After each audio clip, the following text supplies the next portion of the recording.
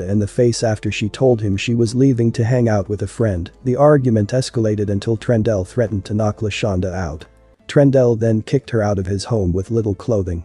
After LaShonda attempted to make contact with neighbors, she returned to the residence in an attempt to retrieve clothing and shoes. Trendell then dragged LaShonda into the residence and would not allow her to leave.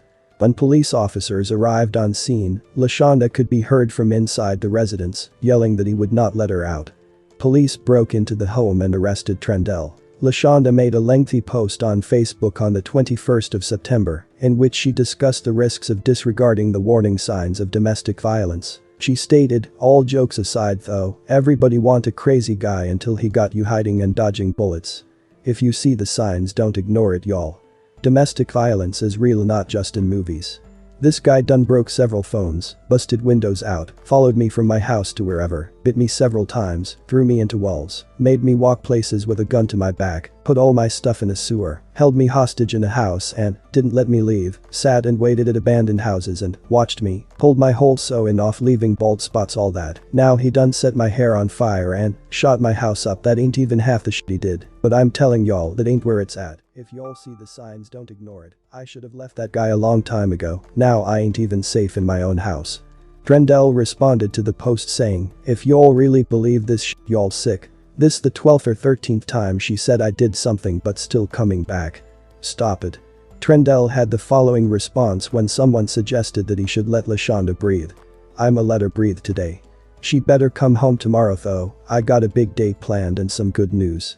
One of the comment threads on the post that raised the most frightening concerns was one in which a friend suggested she block him because he got way too much access to her.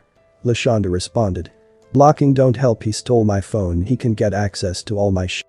Her friend then told her to leave the city before you end up dead somewhere. LaShonda said, "I am." Less than 2 weeks after LaShonda's troubling Facebook postings, Trendell Goodwin shot and killed her. On October 2nd, Trendell opened fire on LaShonda and her new boyfriend as they were inside a parked car. After receiving a bullet wound to the head, LaShonda's boyfriend rushed her to the hospital. On Wednesday morning, she was declared dead. LaShonda dialed 911 only moments before she and her boyfriend came under fire. "This dude got a gun pointed to my boyfriend's head," LaShonda said on the 911 call. "I've got a restraining order on him. The police told me to call when I see him. I gave you the address. Can't you just send somebody out there? I'm scared. He's got a gun. I can't talk. I'm in a bad situation." LaShonda was fatally shot in the head. The evening after the shooting, Trendell was placed under arrest and was later charged with her murder. First at 11, the man accused of killing a Dayton teen pleads not guilty. 28-year-old Trendell Goodwin was in Montgomery County Court today where a judge set his bail at $1 million. He is accused of shooting to death 17-year-old LaShonda Childs while she sat in a parked car on Shoup Avenue. Also there in court today was Childs' family on what would have been her 18th birthday, and friends of Childs continue to honor her memory as well. 2 News reporter Judith Rotana live in Dayton with our top story at 11. 17-year-old LaShonda Childs was shot on Tuesday and died early Wednesday. Those closest to her still mourning a death that came too soon. LaShonda Childs should have been turning 18 years old today. Police say her life was taken by 28-year-old Trendell Goodwin, who family has described as an ex-boyfriend. On her birthday, Devin Harris shows us a fresh tattoo. R.I.P. LaShonda. My ex-girlfriend, basically my first love. Harris says the two met when they were 15 years old. She hit me up one day, and we ended up chatting online, then we end up meeting up in person.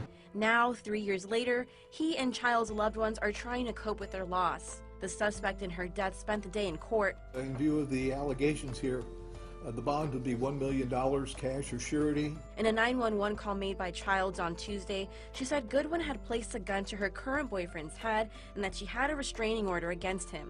Heavily redacted court documents showed just a few weeks ago, a restraining order was filed against him for snatching a woman's phone and wig before setting it on fire and throwing it on her, resulting in major burns. The same document shows 3 days later, the petitioner believed Goodwin fired shots.